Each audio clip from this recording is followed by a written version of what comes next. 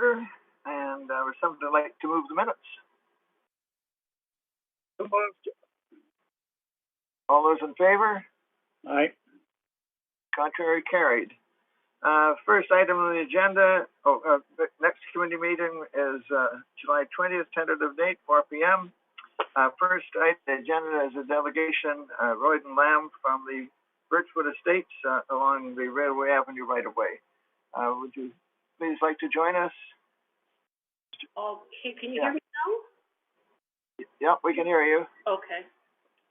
Also with me is Pedro Villalon. He's a resident of the complex as well. So do I just explain our what we're presenting? Yes, if you'd like to please present your point of view on the issue, and then we'll open it up to questions. Okay, we are a 65-unit townhouse complex that is directly south of Branscombe House, and that side of our property is resting right on a beautiful green space that is heavily used by our residents and lots of residents in the surrounding area. In the middle of May, we became aware that the city is contemplating putting a community garden in there with 40 beds, a substantial size to say the least. We started contacting City Hall and trying to get an ear to express the fact that our residents are adamantly opposed to placing a community garden along that area. The reason why is multiple. First of all and foremost, why a beautiful little park would be destroyed for the sake of a community garden when there is enough undeveloped agricultural land and land along the railway green belt. I don't see why, and we don't understand why that park would be destroyed. If the park was converted to a community garden, it makes little sense that the use of a park by dozens and dozens of people now comes to an end so that 40 people can grow vegetables 6 months of the year. And then the remaining 6 months, it just sits there and is an eyesore, quite frankly. I don't think community gardens are attractive when they're out of the growing season. With community gardens comes an increase in rodent problems, foot traffic from strangers. You have to use organic materials to fertilize, which means manure will be used, and the smell and the flies. And this is all happening mere feet from our back fence. It runs several hundred feet long stretch of green space. And we had a meeting with Mr. Kernicki, Jason Chan, and another young man named Magnus, I believe. And through the course of that meeting, there were 50 people on the green space standing back and listening to what was going on. And at one point, Mr. Jason Chan took a vote of all the people there to see how they felt. And they were 99% of them were residents of our complex, asking them how they felt about having a community garden there. Of the people there was not one person who supported it. Everyone there voted against it. To that end, I received an email from Mr. Chan recently after I asked to follow up, because everything's gone quiet since we had that meeting. We were assured we would get a response between 2 and 4 weeks. It's now over 4 weeks. We've heard nothing. So I followed up with an email to Mr. Chan, and I'd like to tell you what has the last paragraph reads. Please allow me to reiterate once again that all park planners are trying to do is suggest the best community garden proposal with the sole purpose of serving the community. I do want to add here, we are not against community gardens in any way, shape, or form. None of us are against it, but we're just against it being over our back fence. He goes on to say, you and your fellow residents are part of that community that we are serving, so we will not force it where the gardens are not wanted or suitable. I have this in writing here. Your opinions are highly appreciated and valued, and we will continue to work hard to find a better solution. So my question is, what is the plan for this park? Because this has gone on for weeks now, and we're still sitting here wondering what is happening to our beautiful park. And on top of that, thinking that if they do go ahead with it, we're going to have an increase in rodent problems, the smell, everything that goes along with the community garden. There's lots of positive things that go along with it, but there are a number of very negative things. And our residents just do not want that right over their back fence. They don't want it proximal to their children. They don't want manure spread just a few yards from their back fence. So this is where we're at with this. Mr. Villalon, I'm sure, can add something to this. Well, I thank you all for the time that you're giving us. I know your time is precious. I think Ms. Lamb expressed exactly how most of our residents feel. Mr. Jason Chan has been very kind in following up, and you know, I think his reassurance is heartfelt, and we're thankful for it. That this will not be forced upon neighbors that don't want it. So really, the question that Ms. Lamb and I want to pose today is, we would like to know what the plans are, and we can just relax for the rest of summer. Again, thank you for the time and you know, the space to express our concerns.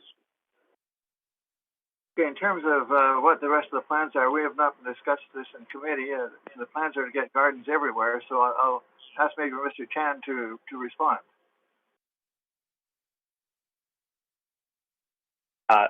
Thank you, Chair, and thank you to Ms. Lamb as well as Mr. Fellanon for speaking in this meeting. So just a very brief update as well as background for what happened at the end of May. As Ms. Lamb was talking, myself as well as a couple of my teammates went and meet with a group of residents along that area along the railway greenway. And we have a pretty pleasant conversation talking about, you know, opinions as well as comment on both sides. We explained the extent of any possible community gardens, and Ms. Lamb and her group also expressed the comments that she has reiterated during this meeting as well as by her email. So we fully understand that. To reinforce that posting on the Let's Talk Richmond Capital highlights, as well as other capital projects, was the beginning of the public consultation process. So we appreciate Lamb's and her group's comments. We will actually bring forward more information on that public consultation platform to ask for more opinions to a wider audience for the community. This is not the only location, as Council is fully aware of, for community gardens. We have 200 plots in Garden City lands planted, various other locations also in the planning. We will post this information on that wider platform for not only Ms. Lambs and her group, but also the rest of the residents to comment. Once we have that, we'll also update Council on that communication plan. Thank you. I have a question, Mr. Chan. We went through the same problem with the community garden further down the railway at Avenue at Moncton, and the residents there objected, and they agreed it would go ahead if we put up a fence. And I'm wondering if you've got any complaints or any problems with manures or smells or things like that. Maybe you don't need to answer this now, but maybe in a future report, could report on that garden and see if what problems have arisen. Thank you, Mr. Chair. Similar to your comment, we had in the area I believe you're pointing at is at the very south end of the railway greenway, just to the north of the school, right, south of Mountain Street. We, like you said, in the initial stage of that project, we had some opposition from the community as well, but then some mitigation measures were put together, including increased buffer distance as well as fence. And since the build-out of that community garden, we haven't heard any complaint, and community has been enjoying that. So we can include that into our future update as well. Can I add something here, please? Yeah. Go ahead. That I'm very familiar with that green space and with that community garden. A 3-bar fence is not separation, as far as I'm concerned. It's visually It's a visual separation, but it's a very poor physical barrier. It doesn't stop rodents. It doesn't stop people from accessing. It doesn't stop people from walking through our complex. There is also significantly more separation between that garden and the fence of those residents than there would be from our fence to the community garden. Significantly more. There's the the railway bike path. There's also a ditch and another green space. So this is a much more significant separation. And okay, why? Sorry? I was just going to, go ahead, finish off. I thought you finished. Sorry? Go ahead and finish. I thought you were finished. Go ahead. No, that's fine. I just, I don't know. As I say, I've got something here that says we're not prepared to put a garden where it's not wanted. I think when the people that have to live on top of it, and no one else does have to live on top of it, it is just this complex. Why? If I have it in writing saying if it's not welcome there, we won't put it there. We're still kicking this ball around the park. Like, this has been going on now for some time, and I know, I really don't think that the people that are on Let's Talk Richmond they're entitled to their opinion about community gardens, but I don't think many of them have had one put right beside them and a park destroyed to do it. Okay, thank you. Any questions from committee? Yeah, I got Harold. Bill? Yeah, I have to agree with Mrs. Lamb on her comments and their delegation. I have a question of staff.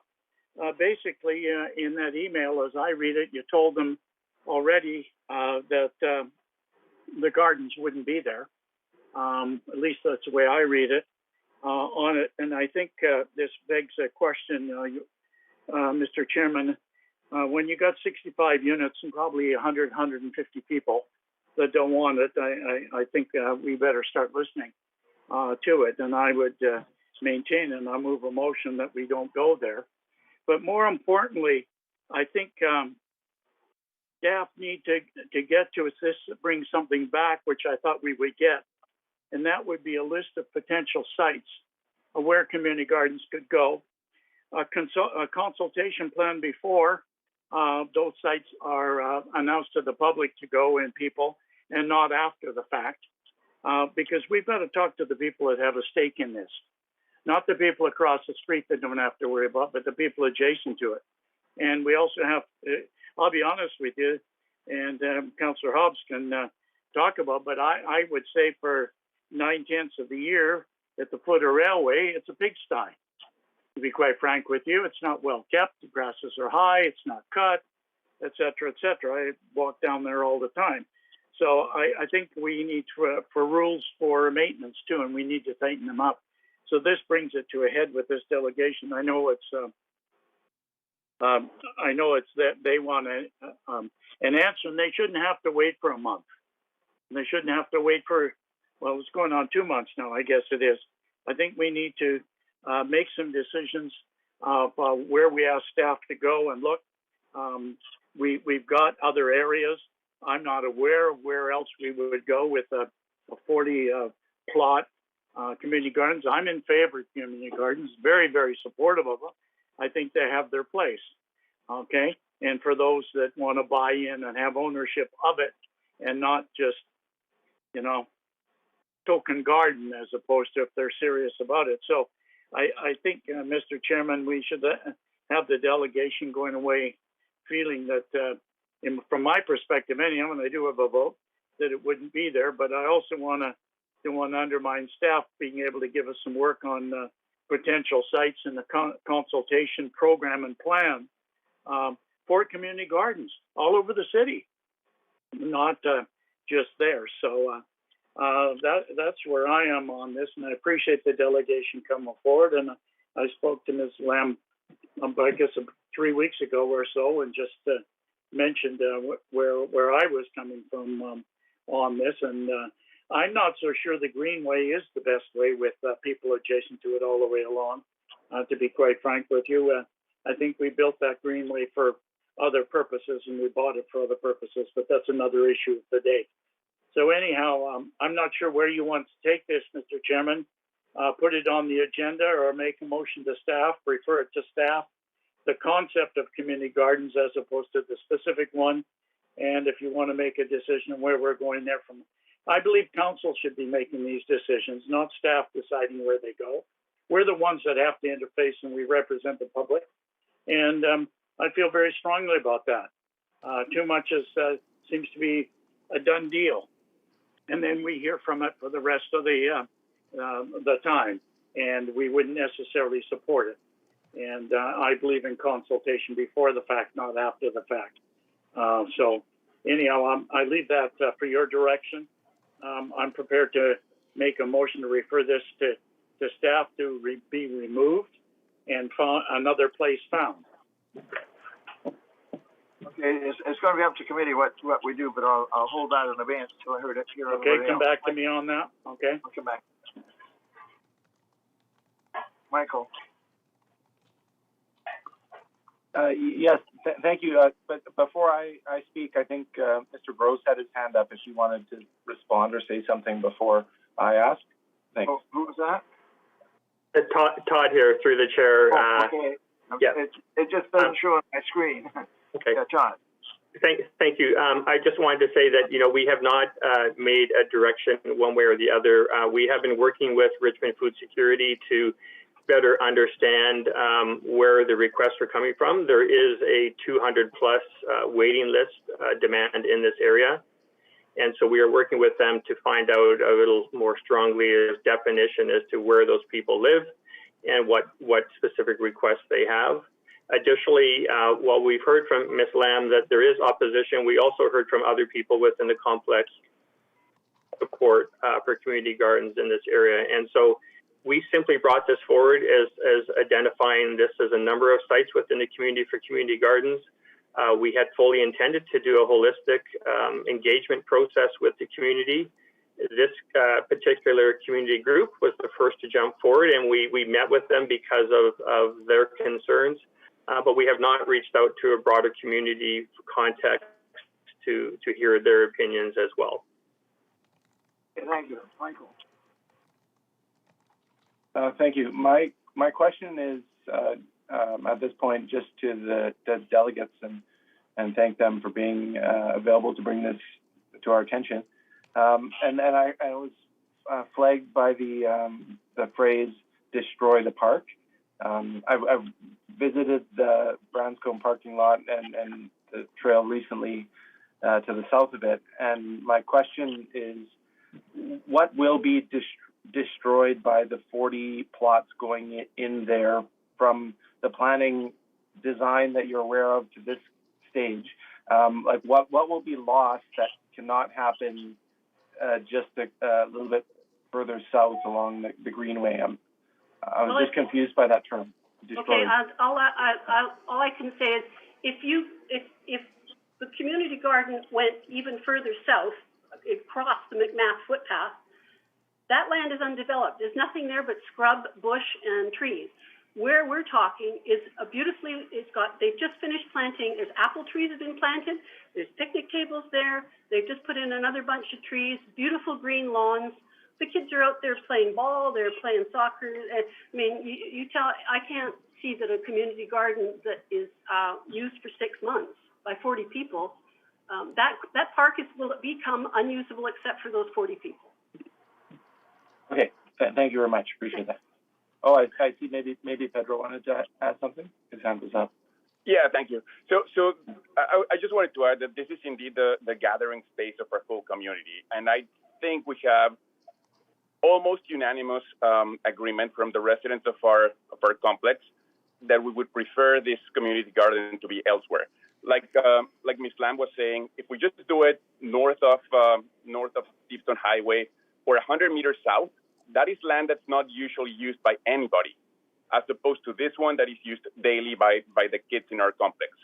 So I feel much more comfortable with my kids playing out there, and I can watch them from the top floor of our house, as opposed to there being a lot of people who we don't know and are going to be there. They would be parking in our space. They would be able to watch behind our back doors. I would feel less comfortable with my kids just playing around in this field. I would also like to add that I embrace the idea of community gardens, and I embrace the idea of engaging with the whole community, not just the residents of our estate. But what Councillor McNulty said that I think is completely true is it's not the same taking the idea of someone who lives 300 meters away or half a kilometer away versus the people in whose backyards this thing will be planted. I think the opinion of the people who are going to be most affected by it should have higher weight than that of people who will be able to enjoy a plot of land, but they don't have to live with this all day long, 365 days a year. Thank you. Thank you both for answering my question. That was great. Thank you. Linda. Thank you, Mr. Chair. Similar to Councillor McNulty, I'd like a staff referral, but I'm not quite prepared to rule out any location at this time. As committee members, we directed staff. We said this was a high priority for council to bring online as many community gardens as possible. So what I would like to see in a referral is an outline of the process, locations under consideration, and the timeline. And it's my understanding, I think we had the Richmond Food Security at Parks and Rec not too long ago. There was over 500 people on the waiting list, and that waiting list was 2 to 3, years long. So I think that, I'm grateful for the delegation for coming forward and sharing their concerns, and we've received all their correspondence. But I think it behooves us to have a look at the whole process and all the locations around the city that staff are looking at. That would be my referral, Mr. Chair. Okay, thank you. Carol. Thank you very much. Mr. Royden and Mr. Valentin, so I'd like you to walk everybody on council here through the process whereby you found out about this plan. Because as I recall talking to you earlier, you didn't get a letter in the mail. You found it quite by accident. Isn't that true? What ended up happening is we were having our annual general meeting back in May, and the day before that annual general meeting, one of our residents happened to find it on the City of Richmond website. We were never approached, we were contacted, nothing. So this was brought to our annual general meeting, at which point the entire focus of that meeting became this community garden. No, we've never been approached. We've never been, there's been no letters, no emails, absolutely nothing. This thing just came out of the blue. And I sometimes wonder if we hadn't found out about it, where would we be right now? I mean, would we ever have been approached about it? I'm assuming probably we would have been. But, as I say, and Ms. McPhail, I agree 100%. Yeah, there's a long waiting list. There's also many, many areas, including over at Terra Nova Park, where you could use it. And the thing is, we were told it's because of water source, parking, and that this area is advantageous. There is virtually no parking here. There's 8 stalls at Branscombe House for 40 gardens. There's no parking on the west side of Railway. If you put it down at Terra Nova, there's water source, there's washrooms there, there's water source, there's parking, there's a play area for kids, there's picnic tables. It can go there. It could go down by London Farm. And none of these things are impacting 65 units. None of them are impacting. I just asked the question, if this was coming to 20 feet from your back fence, how would you feel? How would you react to it? We're not against community gardens, but if it was coming to 20 feet, 30 feet over your back fence with everything that it comes with it, would you like it? I just follow up, Ms. Lam. So when you or the resident found it on the website, what did it say? That it was coming one way or the other? It had said the proposed community gardens. And there were 3 of them. 2 of them were away from residents, and then there was ours. And if I recall correctly, it said construction starts in July 2021. That's right. So that's what triggered action. It did say construction starts July 2021. And I'm just going to ask the chair of the Parks and Rec Committee, has this come to the Parks and Rec Committee prior to July of 2021? Not this particular park, but as Councilor McPhail said, we instructed the staff to find places in basically every neighborhood, not way off at Terranova, which already has them, not at Garden City Lands, but we need them in every neighborhood for the neighbors in those areas to go and have gardens, and that's why we're looking at places like this. Now, it could be altered and moved down the road to the south or a little to the north, but we need one in that neighborhood, and that's really what staff was instructed to do. So I think they've been following the what we told them to do. There may be a problem with the communication between the neighbors. That's something that we weren't dealing with. But certainly, in terms of the location of the garden, they're following our instructions. I see that Mr. Gross is waving his hand once again. Shall we hear from him to the chair? Through the chair, thank you, Councillor Day. The way the residents found out about this is our typical campaign early spring that tells residents of the community through Let's Talk Richmond about what projects we have on the agenda for 2021. And attached to those projects, we do have tentative start dates.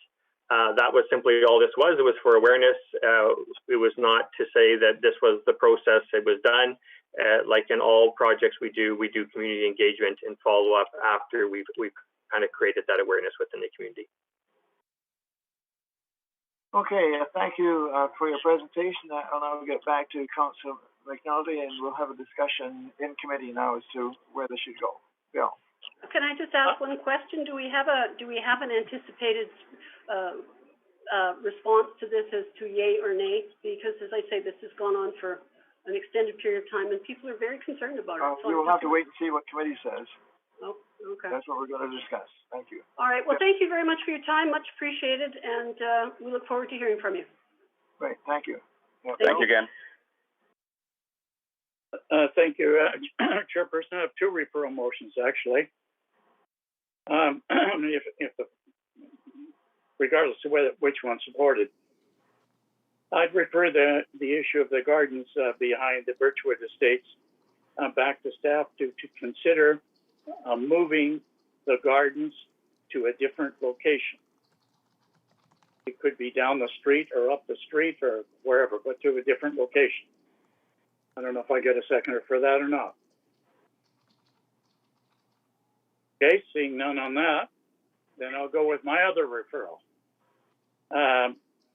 I refer back to staff the concept of community gardens to provide committee with a list of potential sites, provide committee with the process for establishing community gardens, to provide committee with a consultation plan of residents who are affected before final decisions are made.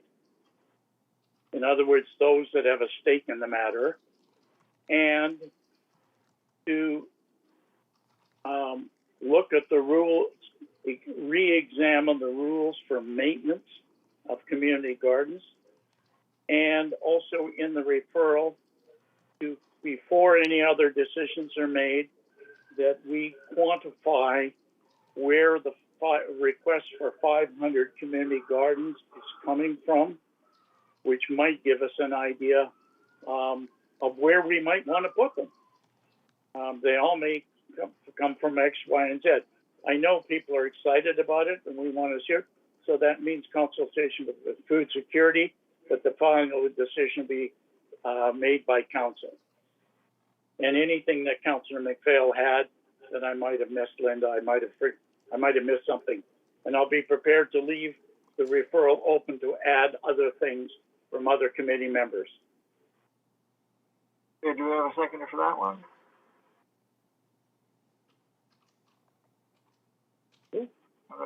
Okay.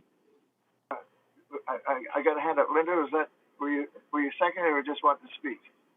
Both. I would second the motion, and I just through you to staff, could this come back next month? Could this be done in a month? Because yes. I think, it's important to the community that they know what we're doing. And I think, as I mentioned earlier, this was a priority of council. Right. So you're moving a seconder. Do you want to further comment on it?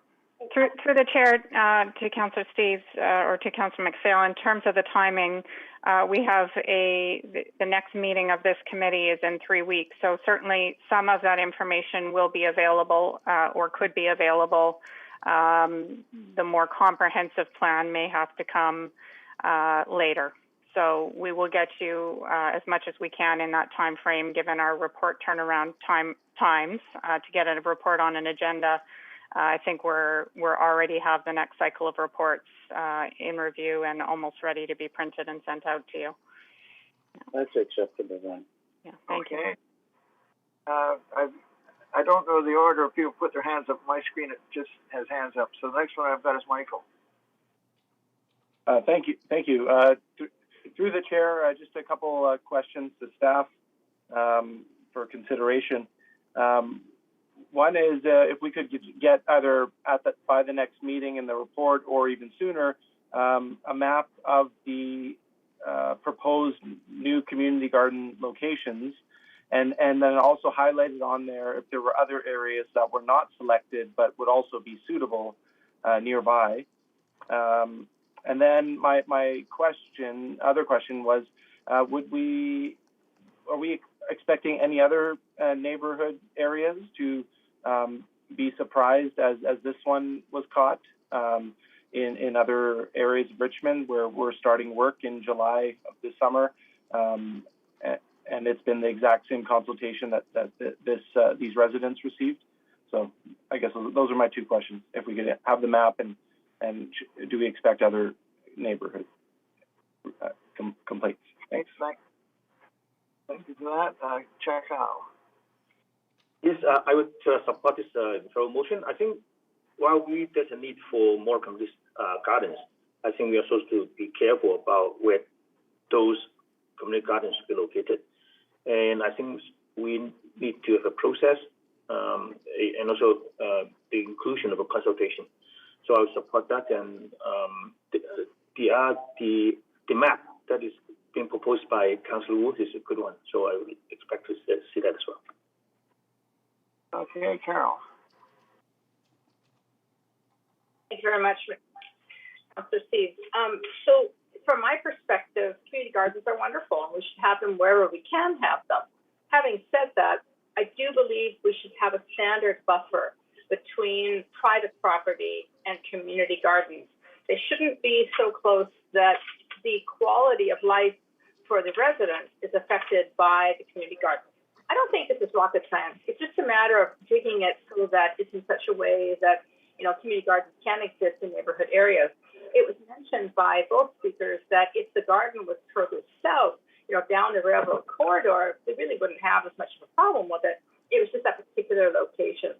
So do we have any policy in place at this point that requires a buffer between community gardens and private property? And if we don't, would the mover of the motion be willing to add that as a referral addition?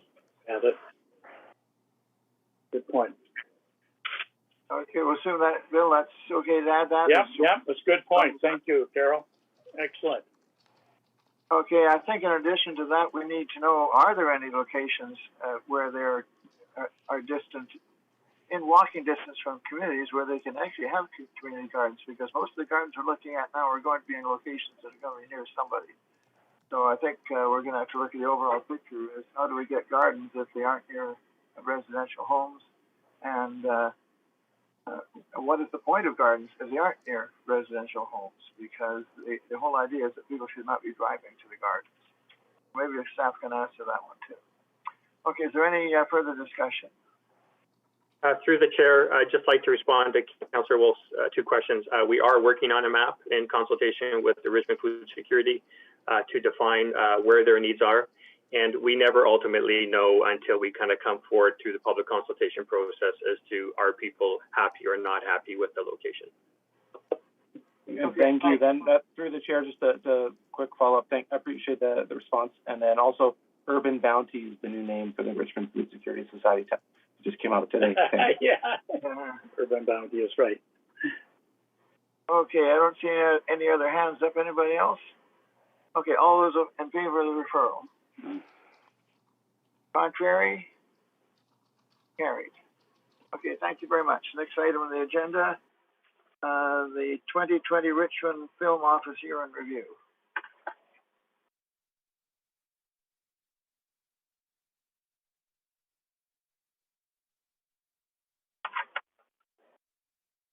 Oh, sorry.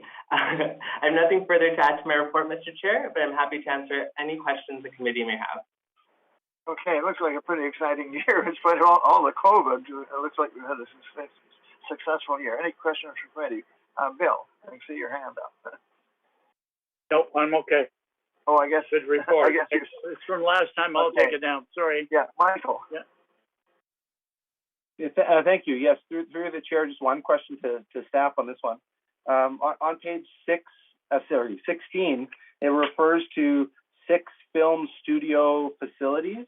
I'm just curious where they are. I'm not sure if a map can come in a memo later. I just, if it could be included in a future report or in sometime soon, I'd like to know. I know when people refer to the touristy opportunities and business ventures, to refer to them, some of our high-class waterfront film studios would be neat to know. So that's all. Thanks. Okay, Carol.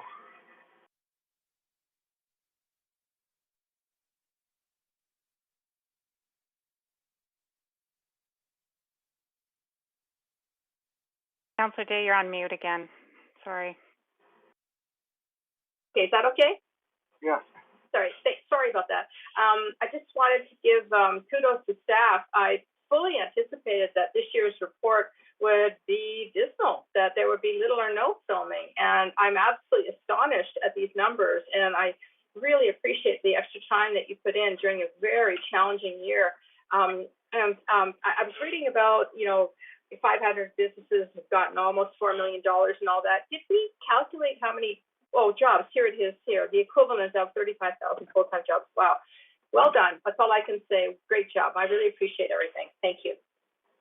I'd just like to make one comment as well. On page 17, first paragraph, the event which took place at local business on Moncton Street was tailored towards merchants in Stevenson Village, an area which continues to be the most popular location for filming in Richmond.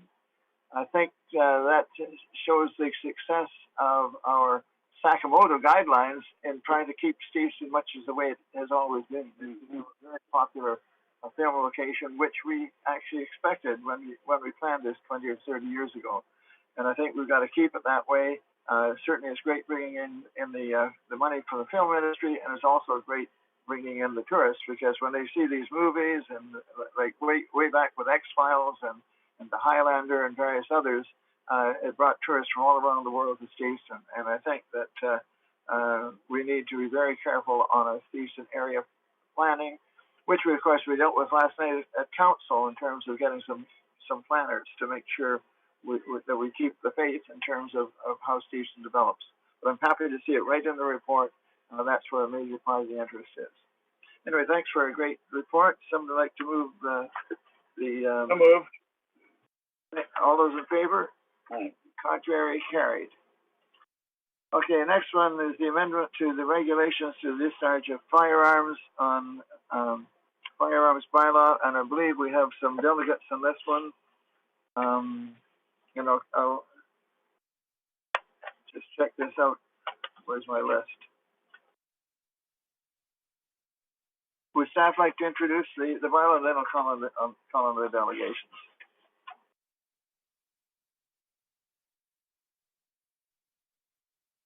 Sorry, Mr. Chair. Yes, Mr. Chair, I have nothing to add to the report and here to answer any questions you have. Okay.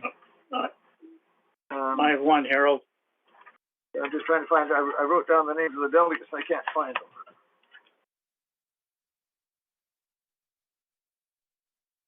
Councillor Steves, I have what was on our email. There were 4. There were Evan, Helmut, Laura Lee, and Mike. Those were the 4 that I have.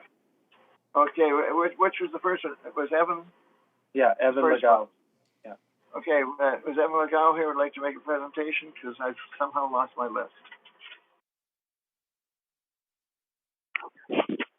I would not like to make a presentation at this point. I just want to be present for this meeting as I'm the vice president of the Richmond Rod and Gun Club, and I run the hunting by permission program for the club with President Mike Thorne. Okay, if you don't make a presentation, you won't be able to join us in the discussion later. This is just, we have the presentations at the beginning, so you're just happy to do it. I have a question of the delegation. I'm not sure if either this one or Mike. The president is coming later, so you're suggesting that the president should answer the questions? Well, no, okay, he's vice president. Sir, in terms of the staff report, you've read it and you've got all the feedback. Have we met all the needs of the Rod and Gun Club that has been established over the years for Richmond? Have we curtailed you in any way, or have we maintained everything that you would like to see? That is a little bit of a tough question for me to answer. I mean, I've only been hunting in Richmond I'm a lifelong Richmond resident. I've only been hunting in Richmond, or hunting in general, for the past probably about 15 years. So the only thing that I have seen change, or that I knew of change, was the closure of the foreshore of Richmond before I started hunting. Other than that, it's been pretty much same. I'm not trying to put you on the spot. I'm trying to support you. I've only been here 51 years, so and we've discharged firearms all along that time, and the Rod and Gun Club is a model club in our community. So I just wanted to make sure that we weren't cutting back and following rules and regulations as they change and emerge, but also supporting where we all have come from. Okay, thank you. Thank you for that. Good presentation. Yeah, our next delegate is Hamlet Patrick. She is. Thank you. Can you hear me? Yeah, we can hear you. Yeah, very good. Thank you for your time this afternoon. And I've looked over the bylaw, and a few things come out that I'd like to talk about. I'll first of all start with something positive. I was happy to see the updated map on Schedule A. I have always thought that the areas under the original map were a bit too broad, too general. And I still think that even the new map is still could use more detail.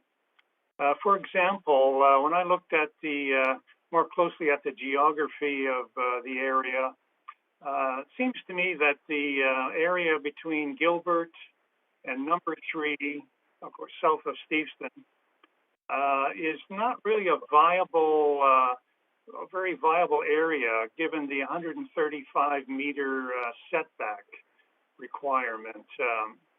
I presume that staff has examined this very closely and hence have come up with the new map.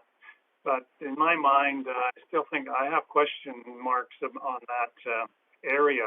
Another area is at the foot of Number 3 Road in the vicinity of the dog park. I think there is another example where we could see more detail in that map. But that map, the new map, is still, I think, in my mind, too general. And given technology, what we have today, surely we can scope out the 135-meter setback requirements and come up with a map that takes all of the criteria into account: roads, buildings, public areas, etc., and have a more detailed map available. So that's my first point. And the second point would be the consultation that has not occurred with respect to this bylaw. And certainly the owners in the affected areas, both south of Steveston and east of Number 6 Road, certainly would have some valuable input into this bylaw. So that's another point.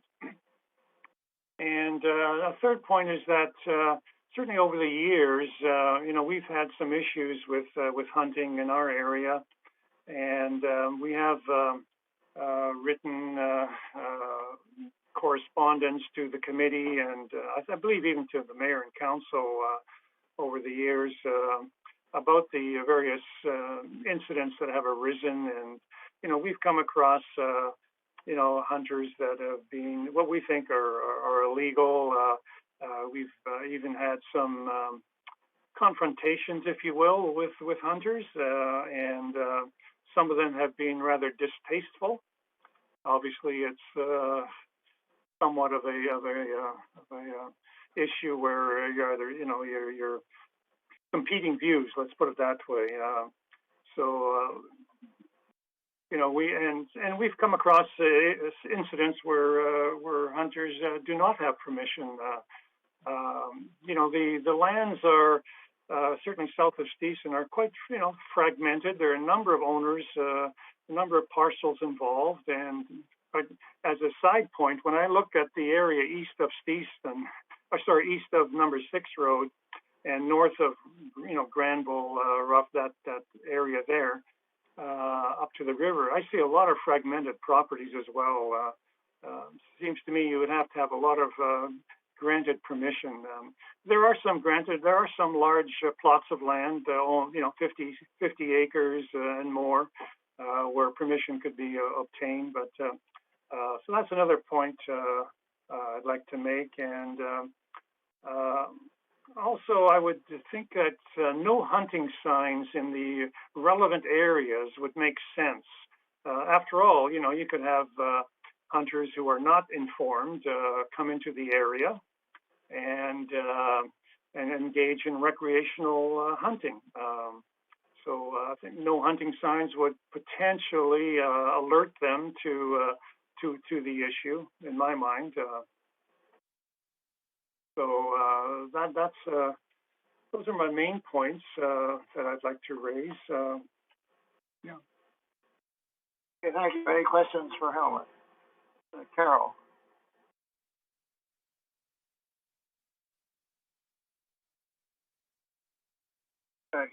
Carol, we can't hear you if you're trying to talk. Yeah, you guys can't read sign language? Sorry about that. Okay, so page 2 of the bylaws, item number 9, states that if he has hunting by permission pass issued by the Richmond Rod and Gun Club, can you tell me how a person would go about getting permission or permission passed by the Richmond Rod and Gun Club? This is for Helmut. I presume you just go through their process. I don't know. I've not done that, obviously, but they have a process in place, and you're a member of the club, and I presume you'd simply apply for it. Okay, so just to staff then, I just want to make sure that staff have got a lot of things on their plate. It would be nice if the Richmond Rod and Gun Club was sort of the umbrella to make sure that they have to go through a proper process before they're issued a permission pass. Can you tell me how that would work then? I don't think that's up to Helmut to answer. Hold that for well. The Rod and Gun Club chair is coming up. It's all delineated in the report how you do it, and better to ask him how it's working out because it's in the report. So hold that for later. Any other questions? Just see if I can see from my list here. I don't see any more hands up. Okay, thanks, Helmut, for your presentation. And the next one is Laura Lee Shaw. Laura Lee Shaw.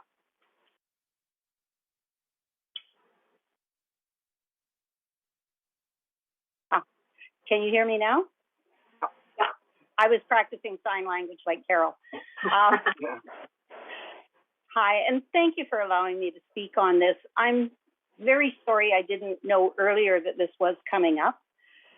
It's a huge concern to me as a resident and owner of property on the ALR lands. I would like to see the discharge of firearms in our area banned. When we hear shots fired, it's really disturbing and stressful. You don't know if it's gang violence, domestic violence, or hunters. And sometimes the shots are later than allowable for hunting times.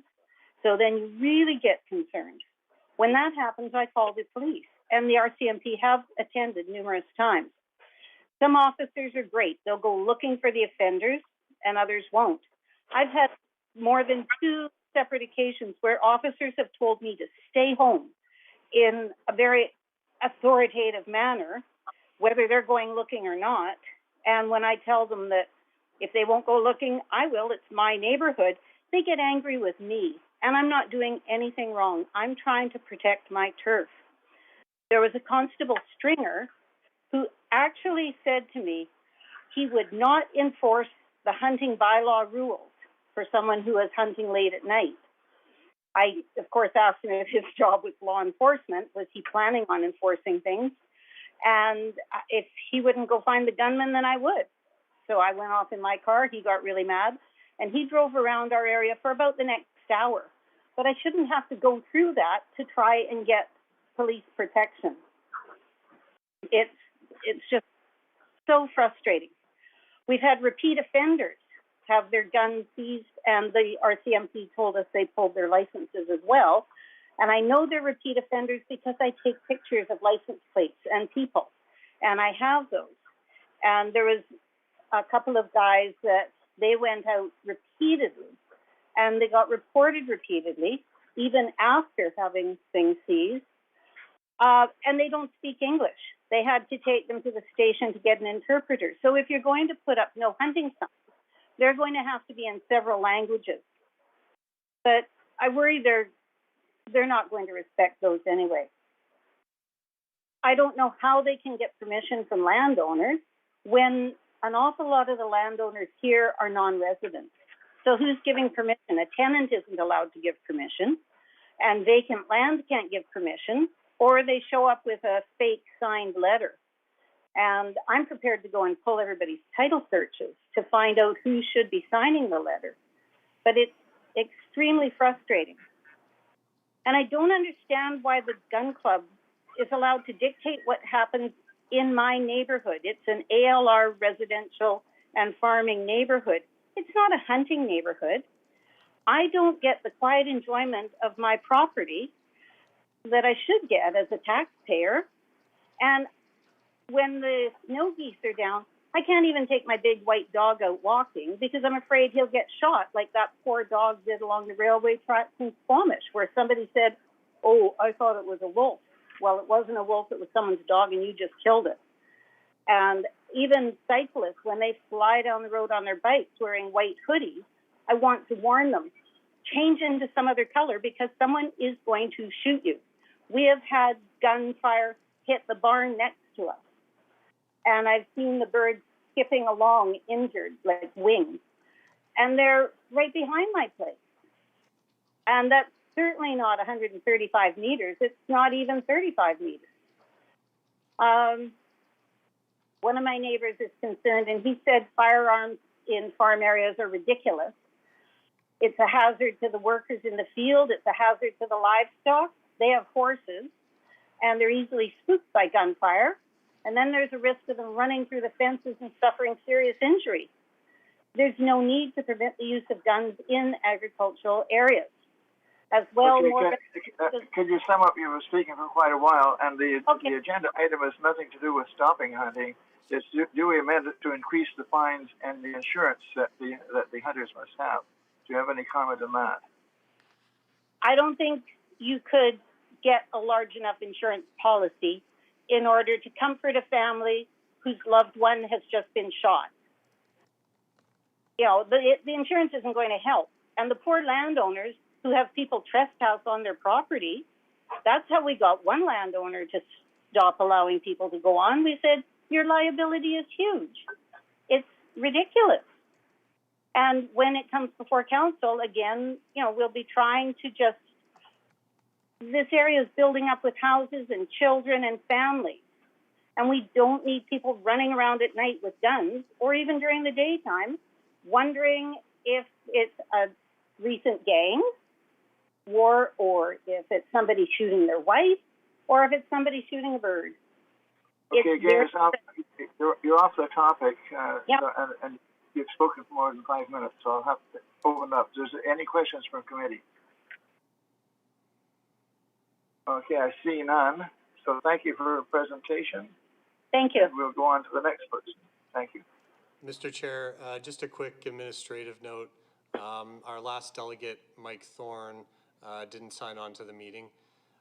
He's the president of the Rod and Gun Club, as you know. He had submitted some materials which were distributed to the committee a number of weeks ago. Staff have those materials as well, so that could probably be spoken to through the staff side of things. Okay, we left a question from Councillor Day regarding how the Rod and Gun Club operates the awarding of the hunting and administers everything. Perhaps you could answer that. Through the chair to Councillor Day, yes, the Rod and Gun Club does look after the hunting by permission program, and there are a variety of steps that each hunter has to go through before they can go out and hunt. And that starts with they have to attain a federal government PAL certification, which is a one-day course along with criminal records check. Then they also have to have the province of BC's core certification, which is a conservation and outdoor recreation education certificate. They also then have to have their Lower Fraser Valley Special Area license, their federal government's migratory game bird license, proof of $5 million insurance. Then they can approach the Richmond Rod and Gun Club and request to be part of the program. Then once they have their hunting by permission, they can then follow the bylaw as it relates to the two areas that allow hunting within Richmond and the various restrictions as it relates to roads, residents, etc. Okay, could you comment? Sorry, one other thing that I forgot, Councillor Jay, is obviously they have to hunt within the parameters of the appropriate hunting season. Just a follow-up question to the chair. Just excuse me, I was going to ask to answer first. Could you also comment on the amendments, because you mentioned the $5 million insurance. What is the difference here? To the chair. Yeah, so each person that takes part in the program has to have proof of $5 million insurance. So that can either be through their club or through whatever they choose to get that $5 million insurance that allows them to hunt. I know that the Beach Wildlife Federation, I believe membership gives $1 million. I'm not sure, maybe more now. So they have to accumulate $5 million total then. Yeah. To the chair, the Richmond Rod and Gun Club, their insurance is $5 million. Where's this $5 million? Yeah. Okay, Carol, continue. Thank you very much for that information. So would it be safe to say that some of these irresponsible people that the previous speaker, Ms. Shaw, spoke of are probably not members of the Rod and Gun Club and haven't gone through all of these steps? Through the chair to Carol Day, yes, as you saw in the report, there were the Rod and Gun Club gave out 22 passes last year for hunters, and of those, only 18 went out and hunted, and so it was a total of approximately 120 times that group of individuals went out hunting in those two areas. So yes, and when we have been made aware of individuals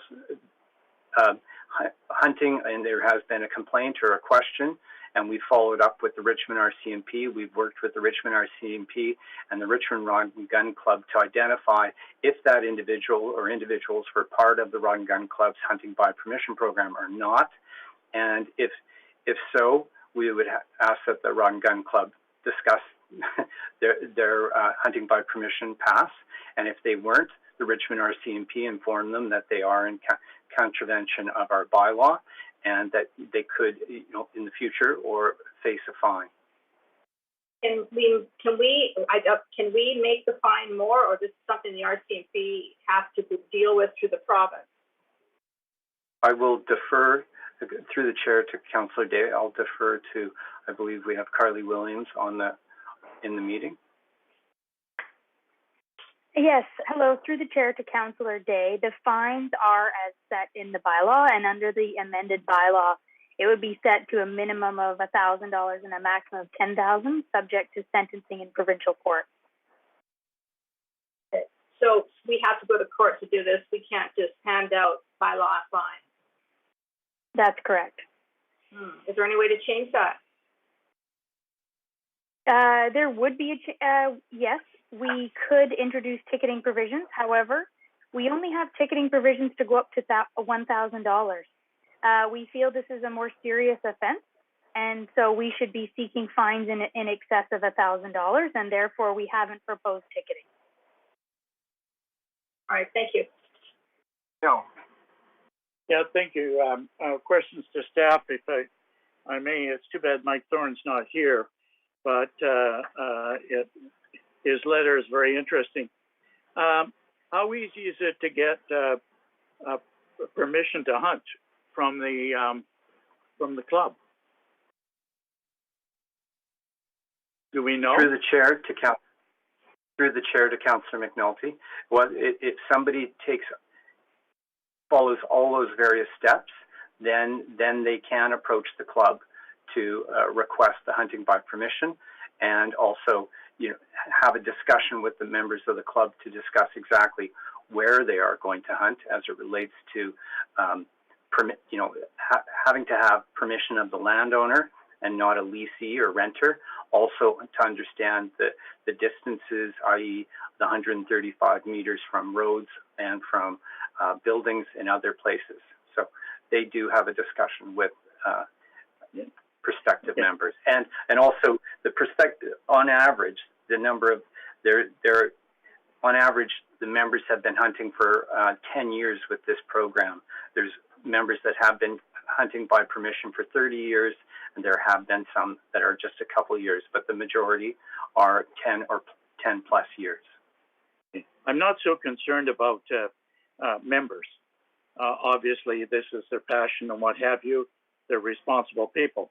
I'm worried about somebody else coming along and saying, well, I think I want to go shoot geese today because lots of geese out there, whatever, and I'm going to ask the club for it. So I'm concerned. I think there's some looseness in the process here with the hunters, and I think we could look. I think if you wish, for staff, I've never seen any signs out there for hunting. I don't know if you can shoot out there or whatever, and when you can shoot, time of day, et cetera, et cetera. I think that this whole area needs to be cleaned up, and we'll make a better come. The other question is, how would I know there's a hunter out there carrying a gun? Do they wear a red serge? Then I can see them, or a yellow vest, or whatever, or they just walk with a club and whatever. I just throw that out.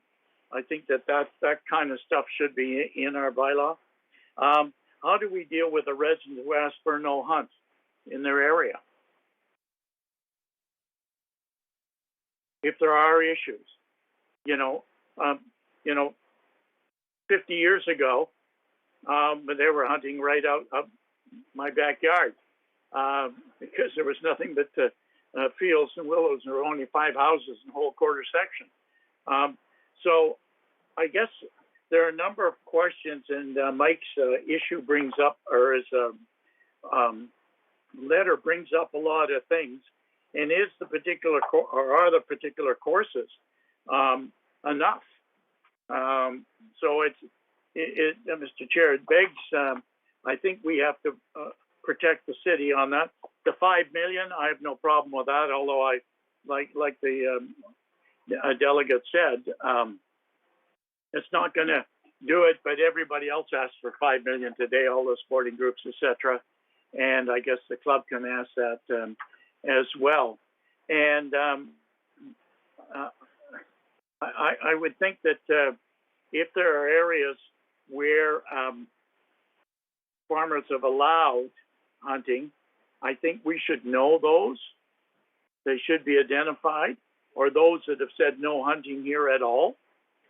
I think that those are the kinds of things that wherever they are, your area is very tightly defined now. And I do agree with the delegate that said we must embellish the map. So I think it's a step in the right direction, but I think we should go with the amendments. But I think we should ask staff to, Mr. Chair, to reaffirm all these things as well, and so that there will be more amendments to come on it. I think it's a very, very good start. I think the Gun Club has a lot of expertise, and we know the issues. And I'd like to hear their issues and the problems that they've had that are not necessarily addressed by the amendments, so that we can all work together, and we can look at landowners versus farmers versus public lands, if you wish, where you can hunt.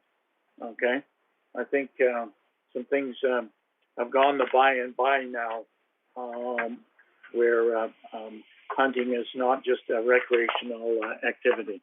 So those are my comments and my questions to staff. I don't expect you to answer them tonight, but I believe I'd like to see them recorded in the minutes and addressed, even a memo or whatever, or when we're going to address it down the road, how we can address it, maybe we can't. Okay, so I leave that. I thank staff for the report. There's nothing wrong with the report. It's a good report. The bylaw, I think we need to put in, but I'm sure there'll be more questions from other members of the committee, and probably more questions of council. But I'd like to see how a resident can say no hunting on my property. Okay, before we go on, I have a question of staff, and then I'll make some comments later. But what sparked this was somebody firing a gun on Stevenson Highway, and it hasn't been dealt with yet. And my thoughts are it might have been a hunter trying to scare the birds away. I've not a hunter, a property owner that wasn't even licensed. So can staff tell us anything about this? Because it doesn't seem to have anything to do, but this report doesn't have anything to do with the referral, which but was that's to a deal with concern we need to address. With that episode. So can you tell us what's happened there? And what you know, was it a hunter? From what I understand, it was the owner who went out and fired a gun. Was he trying to scare birds away, or what was it? Through the chair, to the chair. In recent conversations with the Richmond RCMP, that they are still looking at charges, working with Crown on charges with regards to that incident that occurred on November 11th off of Number 4 Road. But we don't know what the person was doing other than firing a gun then. So it may have had nothing to do with it.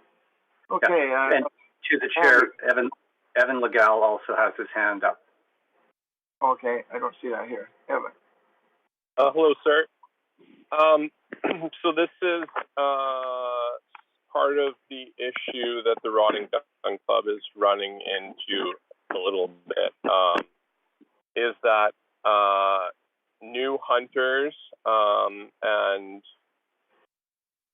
I would have to say like new Canadians are getting into hunting, and this is that the perpetrator purchased a hunting by permission pass from the Richmond Rotting Gun Club the day before the incident. What happened before the incident? I missed that. The offender purchased a Richmond Rotting Gun Club hunting by permission pass the day before the incident. The day before? Good grief. Okay. Yeah. But going back to a comment that was talked about earlier, this man had to bring an interpreter with him to buy a pass. Okay. Did not happen. So that is one of the issues that we're running into with the club a little bit now. So the owner didn't know the rules at all. I guess we'll hear that in the future. That's what you would assume, yes. Yeah. Okay, Andy.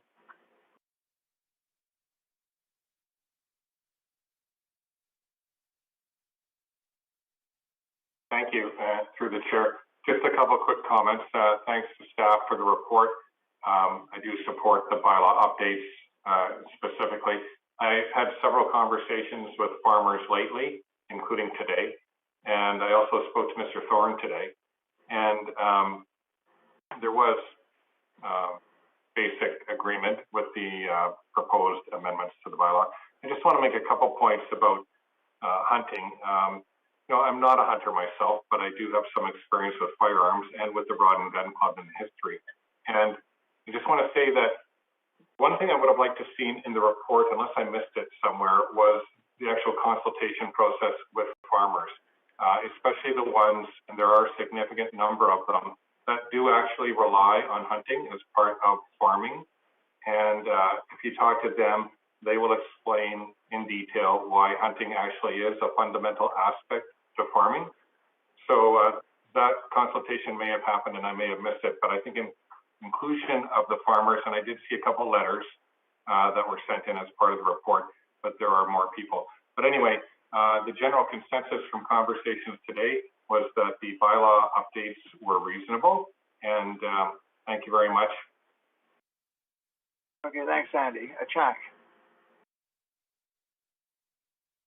Yes, I think in this case, like in many other cases, the problem is not with the people who comply with the law, right? So for the gun club members, I mean, they are doing hunting according to the rules. I think that's okay.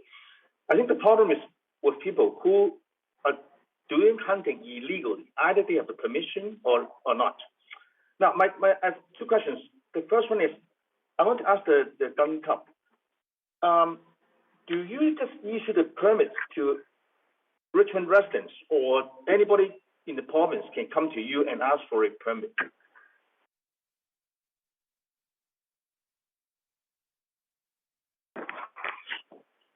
Anybody can come and buy a permit who is properly licensed and has the insurance.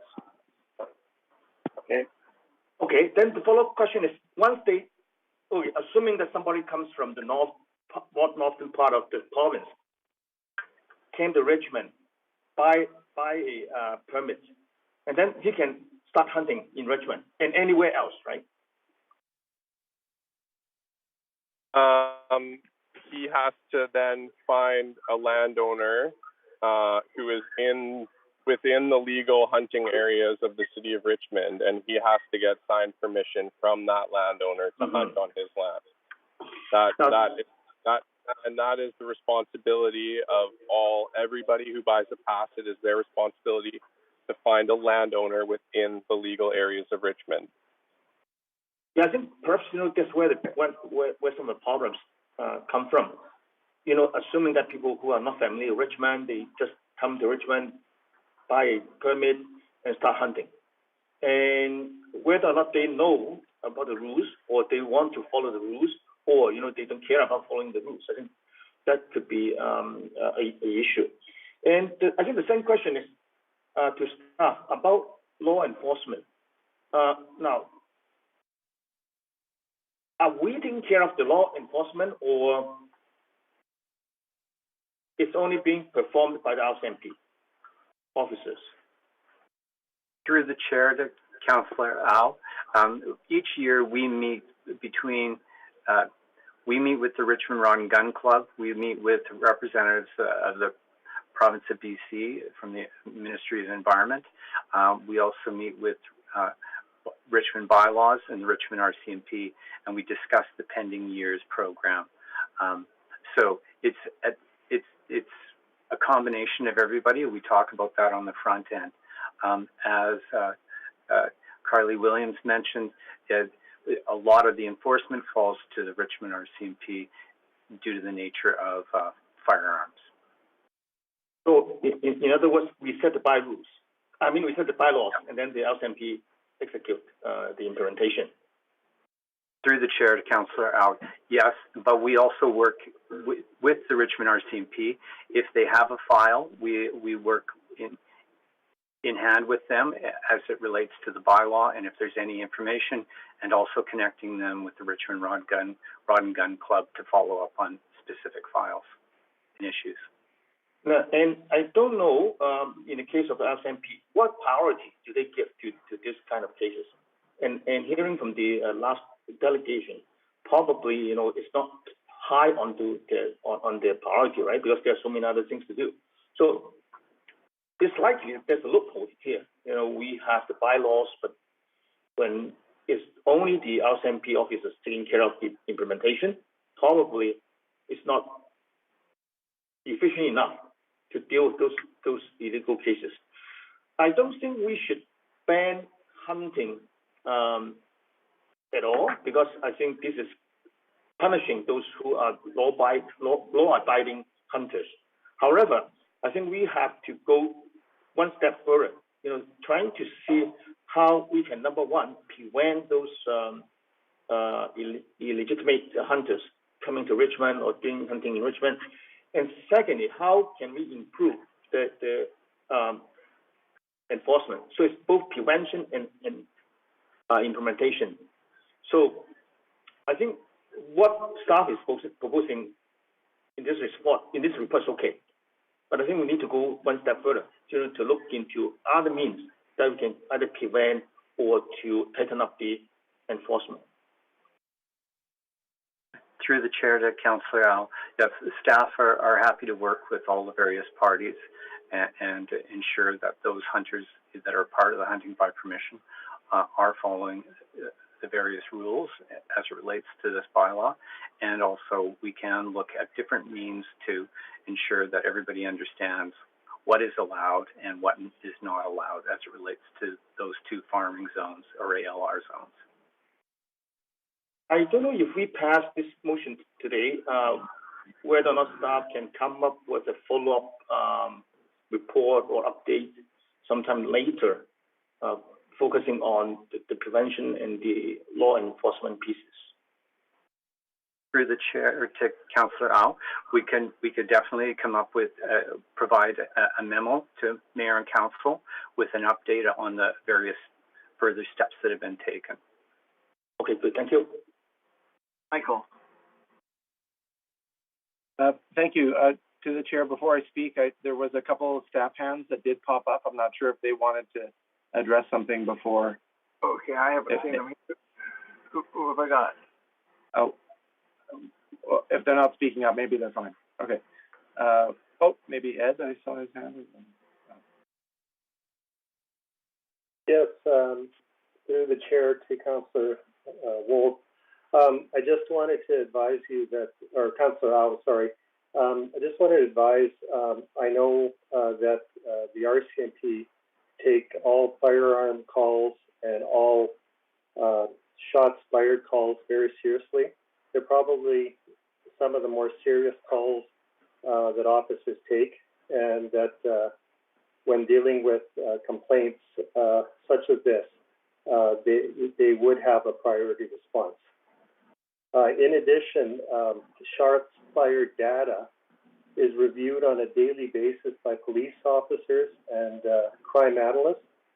Significant cases will obviously be highlighted by the RCMP in a monthly report that goes to the Community Safety Committee.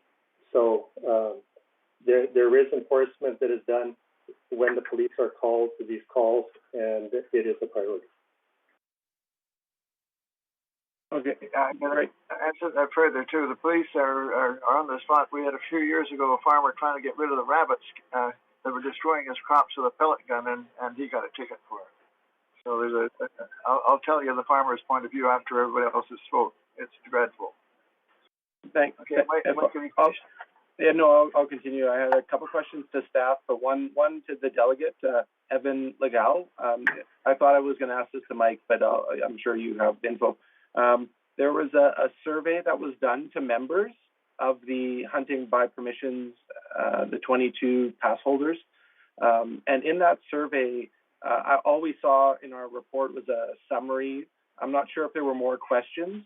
And my question was there any ask to them on the usage of the open area to the south of Lulu Island? So, like, how many of them use Kirkland, Gunn, Woodward, Duck, Barber, and Williamson Islands for hunting? That was not part of the question at all, because that wasn't really pertaining to any of the issues that we had kind of inside the dike. I have a boat. I have a dog. I'm in those marshes a couple times a week, sometimes out hunting when the season's open. It's a great place, but it sees a lot more people from Ladner Delta than it does from Richmond. Okay, appreciate that. Thanks for being here to answer that question, Mike. My questions to staff then. I guess the first one is reading this report. I definitely support the two amendments to the bylaw. My first question, though, is there have we received legal opinion on the change that involves the insurance limit going up? We heard from one delegate on that there wouldn't be enough money in the world to insure. So I'm not sure has the legal department approved that limit, or should we be asking for that?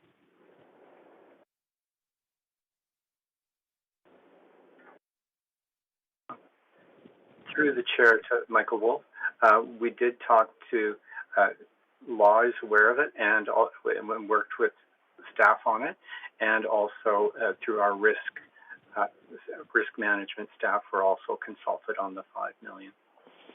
Okay, thank you. Then my last question then through the chair to staff.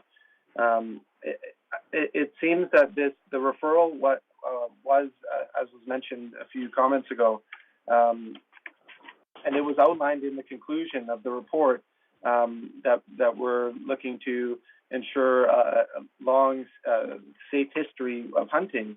But we clearly heard comments from delegates today who took the time to share their story.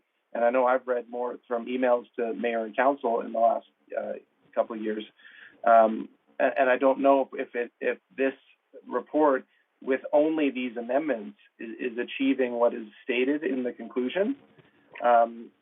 So what I'd like to know is from staff, is there going to be another report and recommendation brought forward already, or is a referral needed today to address some of the things that were brought up, such as signage, areas that are hunting and are not hunting, and perhaps the map? Really valued that point. And somewhere in the report it says that this is on page 21. This update is to provide clarity on the hunting designated for hunting by permission. But looking at that map, that's at the very end of our report, it's not that clear. It shows that it's hunting right up to the road. So clearly we need a map that shows the proper setback, and maybe with where all the houses are situated on the golf course, if you refer to the southern the Finn Road area, there's maybe not a lot of space there when you actually look at the true map, as opposed to the big kind of rectangle shape that we see on our page 38. So I'd like to know from staff, are we expecting more to address the signage and future decisions to the map? Because I'm not satisfied with it being clear as it is. Thanks.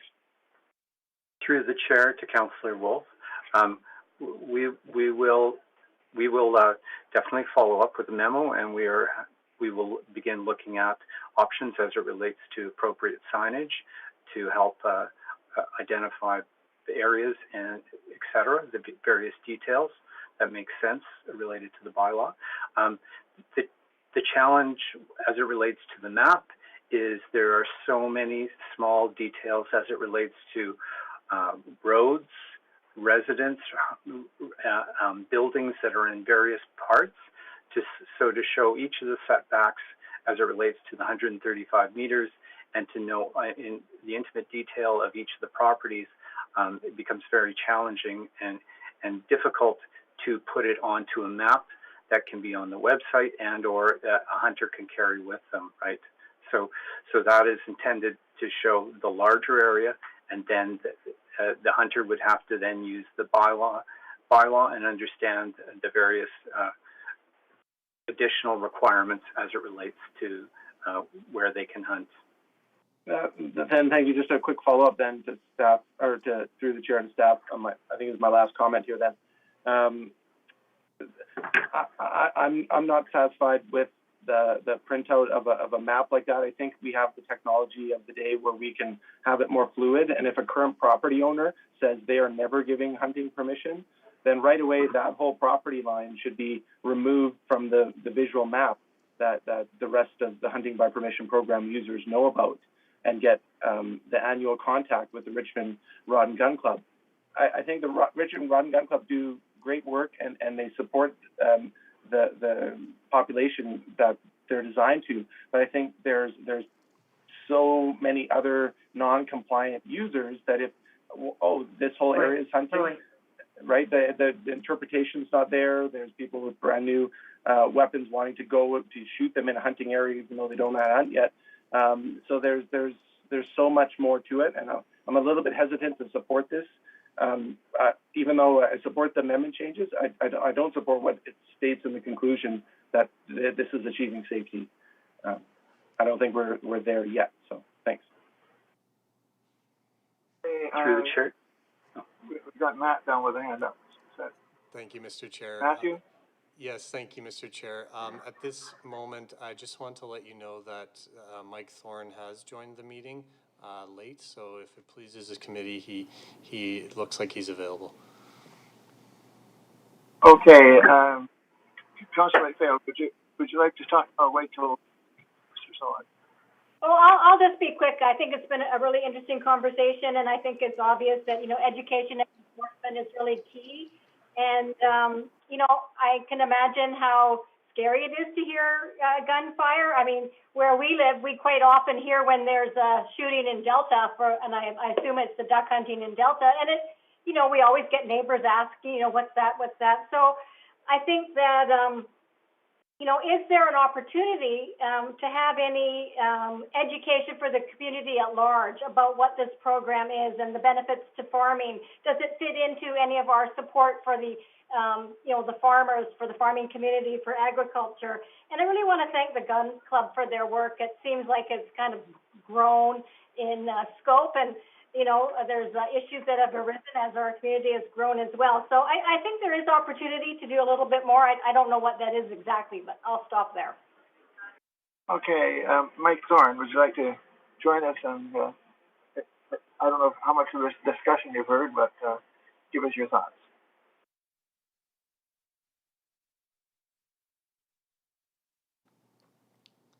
So, Mr. Thorne, if you're able to unmute yourself. Not sure if you can hear us at the moment. Hello? Yeah, we hear you. Okay, thank you. Yeah, my apologies. I was sitting here waiting for my computer screen, and it says a host will let you join soon, and I had to leave that just a few minutes ago and go to my phone and dial in. That's why I'm this way. Sorry I missed it. Yes, I have a few things to say. Sorry I missed most of it. But the Richmond Rod and Gun Club is competent. They should be allowed to carry on the programs here, and we are an asset to the city. We have been here for 67 years, I believe it is, and our program is a success, and the city should be proud of the RRGC to be able to offer this opportunity to its citizens of Richmond. Richmond is a special place. We live on the Pacific Flyway. We have one of the largest deltas on the western seaboard. It's prime waterfowl habitat. It's precious to anybody that hunts. The opportunity to shoot here is fantastic because we get the opportunity. As far as the farmers go, those letters of intent and that comes from all sides of the farmers in that. There's no issues with that. The only issues maybe that we should be looking at here is education and something along that lines for the people. The ALR has not shrunk in size. It is the same. If you're talking about people moving in, to areas that are legal to shoot and then complaining and changing, that's not right. If you're talking about safety, but I don't believe there was any charges made in any of these. I also don't believe that, I just lost it here.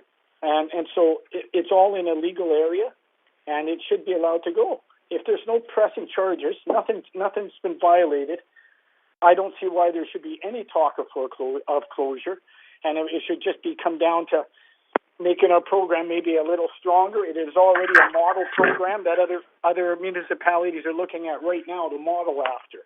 We strive to keep this program alive, and we know what we're doing. We have an awesome track record. It's what we do. Sorry I missed the earlier parts. Mr. Wolf, I would have liked to have talked to you earlier. I tried to get hold of you, and unfortunately, we never managed to bang heads. What else was there? I don't know. I'm sorry I missed most of that part, just trying to get on into you guys. Are there any recommendations that are coming down? Basically, we're so far we're just looking at adopting the report. There are some suggestions of better signage and better maps and things like that, but that's not a recommendation that we're adopting. That would be something for staff and yourselves to deal with later. All right. As far as that goes to signage, the maps are a good general thing. Every hunter, he knows what he's doing out there. These guys have taken courses. Most of them have been hunting for years, decades. A lot of them for decades on the same farms. They're not an issue. These people, they try their best to keep things good, right? You know, like in everything, once in a while you get something that's a little wrong, so you don't throw them all out. You tweak it, and away you go. And that's where I'm hoping that the council and the city has the mindset to look forward, and there's room for everybody out here.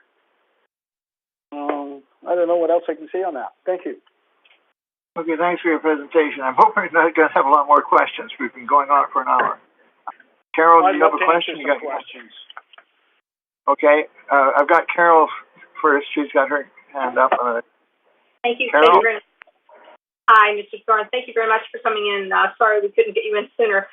So one of the things we talked about is that it's pretty obvious that the people who go through all the trouble to get their permission passed from the Rod and Gun Club are bona fide, law-abiding hunters. So in terms of catching the ones who aren't taking the time to take all those steps and catching and finding the ones, we've heard from staff that basically it's the RCMP that charge, and then the fines are between $1,000 and $10,000, but we don't have ticketing provisions that go over $1,000. Do you think, as president, that we should give our bylaws department the ability to lay out tickets that are under $1,000 so that they don't have to go to court and we don't have to involve the RCMP? And then along with that, I was wondering about a community watch program. So if someone in the neighborhood or in the farm area sees someone who clearly doesn't have permission, do you think that better enforcement against people who don't belong to the gun club and basically are, ruining it for everyone else? That's a good point, Carol. As far as the gun club goes, I don't believe we've had any reports ever against any members of the club in its 67 years standing that are members of the club. We have, as far as the fines go, I think of fines sometimes as like parents, people like to think it like that, eh? But, sometimes you can be over-disciplined if it's a minor thing. And sometimes education goes a long ways, right? Yeah. And it's the key, right? It's not about finding somebody, because sure, it may slap them depending on who it is, but it's the education that we have to get these other people into, right? And there's not a large group of them out there, but there is a few that are still, they have all their other licenses, right? They've got them all, except for maybe the local Richmond one, right? So you just got to make those people believe and get them on page, right? Yeah, education, that is the key. Thank you. Yes. Okay, Bill?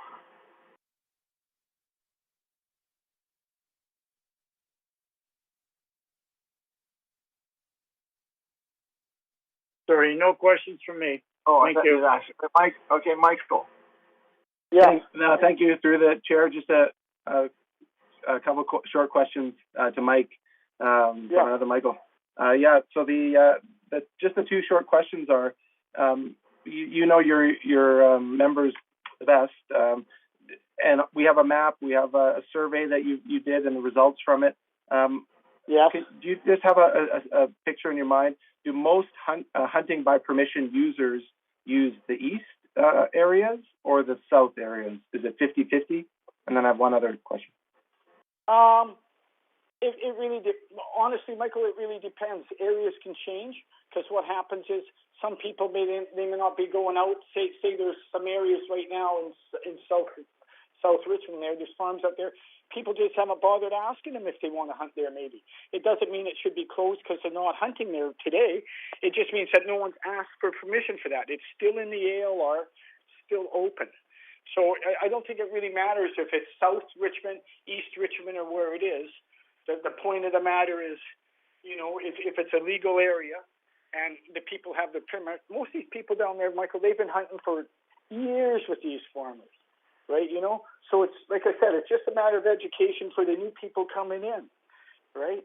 I totally get that, and thank you. I appreciate it.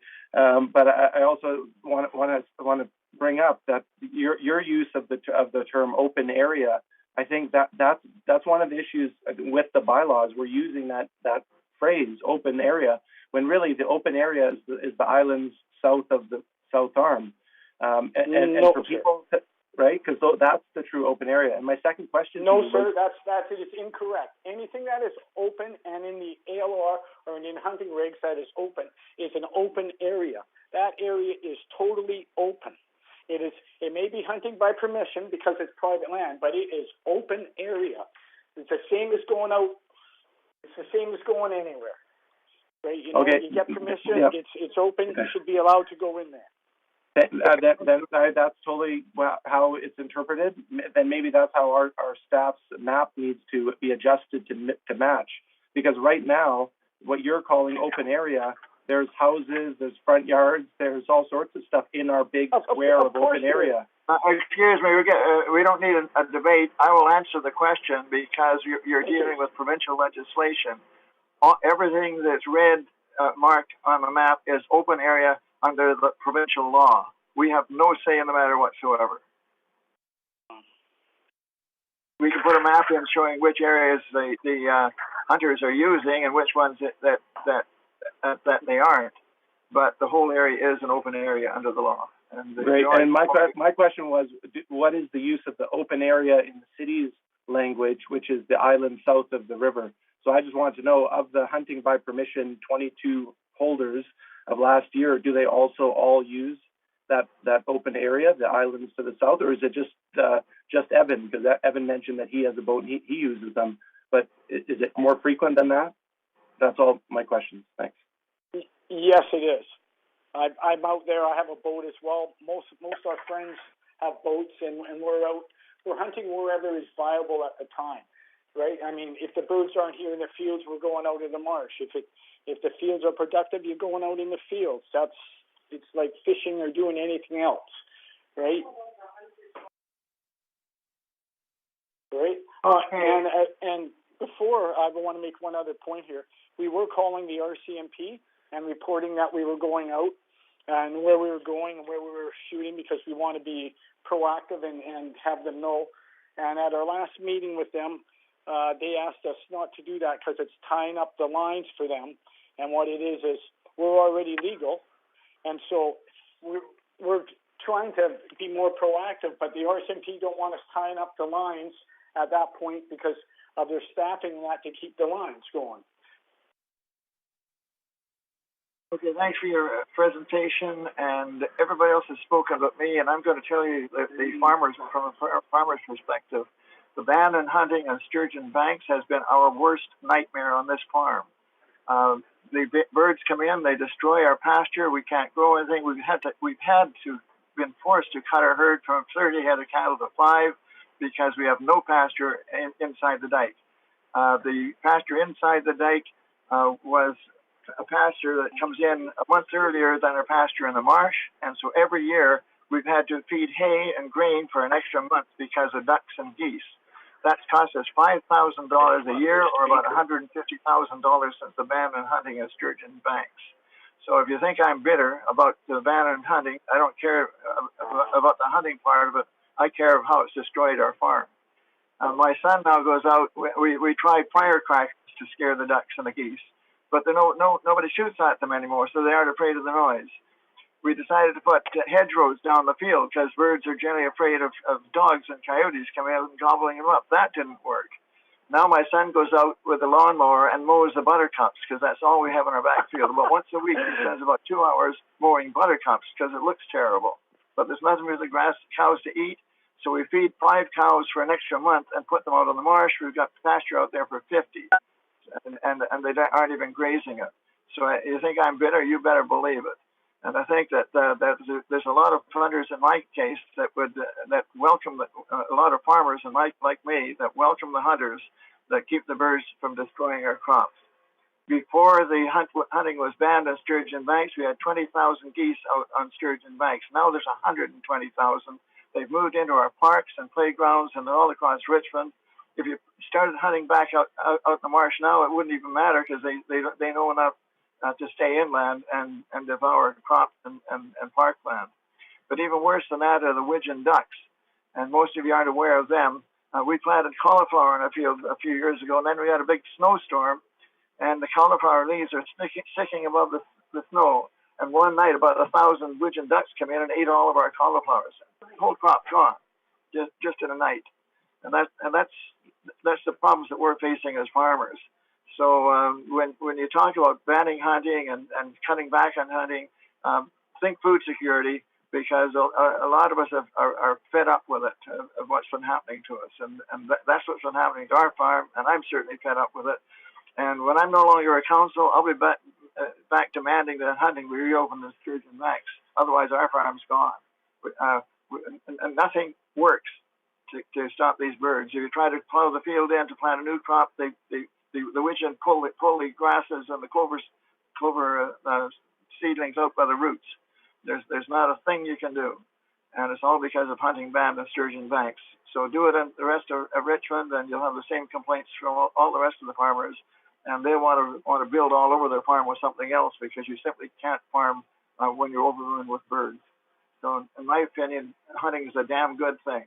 Anyway, that's my grouch for the day. I see a couple more hands. I love it. Chuck. Yeah, right. Chuck.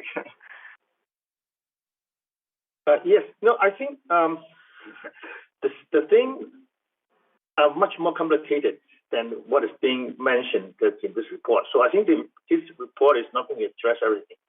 So I would like to ask staff, when was the last time we have a comprehensive report on hunting policy and hunting practices, etc., to council? When was the last time a report like that was being submitted to council? 3 weeks ago? No, but I mean through a more comprehensive one. Through the chair to Councillor Al, not in the last decade has there been a thorough review of the bylaw. So in that case, I just want to ask if it's possible that we direct staff to have an update, on the and answer some of the questions that being raised today by members, council, and also by the delegates, etc. Through the chair, we can, if that's the wish of the committee, we can look further into this. As stated earlier, we will follow. If it isn't a full review, we'll follow up in the next month or so with a updated. We can follow up with an updated memo to mayor and councillors on any progress that we've made since this meeting in our discussions with various parties to look at various means or opportunities to improve the program, and we are committed to that. Well, perhaps at this point, I'm satisfied with an update which is coming soon, and perhaps upon receiving the update, then we can think about whether or not we need to have a more comprehensive report. So at this point, perhaps I won't ask for a full report, but depending on what comes out from the update, the staff will provide. Hey, Carol. Well, Councillor Steves, you bring up the same point that the people who wrote the letters also brought up. You know, Mr. Arthur Savage, Mr. Matt Langdon, and Mr. Duncan May all tell the exact same story, that they can't keep their crops if they can't control the wildlife. So I think we're on the right track here, but if I was a member of this committee, I would make a motion that the map that is on page 4, the Schedule A, has to have much, much more detail. And in that map, it should be, you know, maybe in segments, it shows clearly the 135-meter mark. You cannot hunt here because you're within 135 meters of a school, of a private property. I mean, the list goes on and on. Public park, a church, workshop, place of business, farm building, public highway, or other places where people assemble. So if we had a really, really good map that showed exactly where you're not allowed to hunt within the hunting area, and then if we had signs up at that 135-meter mark, don't hunt past here. If you do, you're subject to a $1,000 to a $10,000 fine. And then on those signs also have contact information for the Rod and Gun Club, so that people who don't maybe understand completely, they're unclear, they can go to the Rod and Gun Club, find out that they have been hunting illegal, find out that, you know, they are basically breaking the law. So if we could just do that, and I see Mr. Wheeler raise his hand, maybe this map already exists.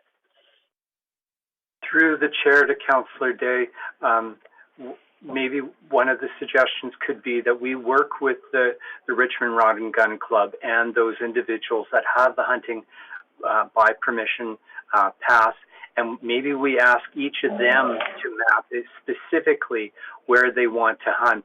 And as part of their application, they provide a rudimentary map that shows the recent, you know, the approximate cross streets along with any residents, and showing that they are with, 135 meters from the road, from a residence, etc. I don't think that would be a bit of a challenge for the club, but staff are happy to work with the club if that was to help solve the issue around ensuring that everybody that was taking part in the program understood where and what is legal. And if I could ask, maybe we go to the workshop and get a couple hundred signs made up that simply say, stop, you're no longer allowed to hunt. You are within the 135 meters. I think people would obey it if they understood it. Yeah. Through the chair to Councillor Day, what we could also, we can look at postings. We can work with various departments to post signs in these two ALR zones on the perimeter of the ALR zones to identify what is allowed, identify the bylaw as it relates to hunting by permission, and then also the various farm owners can, they can post signs that say no hunting on their property, and if required, we can work with them to ensure that they have enough of those signs. Those signs are available at Rona or at Home Depot, etc., and we could also provide some of those for various farm owners, I believe. That would be very good, because most of them don't have a tape measure with them to measure 135 meters. So let's make it clear and easy. Okay, I think that ends the hand. I'd like to move the adoption of the recommendation. So moved, Carol. Seconder? Second. Okay, we've had a lot of discussion. All those in favor? Aye. Contrary? Aye. Carried. Okay, that brings us to the manager. Councillor Wolf opposed. Thanks. Councillor Wolf is opposed. Okay. That brings us to manager's report, and I've got a number of questions, and I've got another meeting in a few minutes. But if managers would like to give the report, and if they don't cover the questions I've got, we'll be asking some questions later. So we'll start with Elizabeth, Mr. Chair, and we do have a number, and I'll just remind staff to be brief. Thank you. Good afternoon, and through the chair, I wanted to give a brief update on just some of the actions that we have taken in light of the extreme heat as a means to provide some relief to our community. We are in the process of adding 4 permanent or permanent through the summer season park tents at 4 parks. We have added outdoor public swim sessions yesterday, today, and tomorrow at Steveston Outdoor Pool. We will also be opening South Arm Outdoor Pool starting tomorrow through Sunday. It was scheduled to open on Monday. We are working to get both Dixon Pool and Lang Water Park open earlier than that had originally been anticipated. And we've adjusted some of our programs to move them indoors or to expand our out-of-school care to support parents who are working where schools have been closed. As well, we have distributed maps regarding all of our water fountains throughout the community as a reminder to the public when they're out and about where they can get water and reprieve. So we have taken a number of measures to make sure our community understands opportunities to get cool, to stay cool, and to be safe. Thank you. Any questions? Thanks. Next. The second update I also have is a good news story, and top of mind for all of us is the Senior Center at the Minaroo Center for Active Living was used as an immunization clinic over the last 2 Fridays. It was targeting seniors and their caregivers. And in total, we had 146 individuals that received their first dose and 252 people that received their second dose vaccinations. So anecdotally, we heard that there was a lot of familiarity with faces that were used to using our facilities. And so I think people were appreciative of coming to a place that they felt comfortable and that they knew. Okay. Okay, thank you. Thank you for the opportunity to share a couple of quick reminders about the upcoming Canada Day at Home program. As you know, the City Events team has been working with the Steveston Community Society to develop a Canada Day at Home program to encourage residents to acknowledge the day together but apart through an online program that reimagines a number of traditional elements of the Steveston Salmon Festival. The online Canada Day at Home program will launch at 10 a.m. on July 1st at stevestonsalmonfest.ca. And a quick reminder for anyone who pre-ordered their ready-to-cook salmon dinner, the drive-through pickup takes place tomorrow, June 30th, in the parking lot across from the Steveston Community Centre. And I'm happy to answer any questions that you may have about the Canada Day at Home program. Okay, thank you. Any questions? You have to speak up because my screen doesn't show much. Okay, next. Hi, I have a couple updates. One is the restoration of services at the Steveston Heritage Site. We're very happy that we are able to reopen additional buildings at Britannia starting July 1st. And we will be restarting the Living History program with costumed interpreters on site to facilitate guest visits again.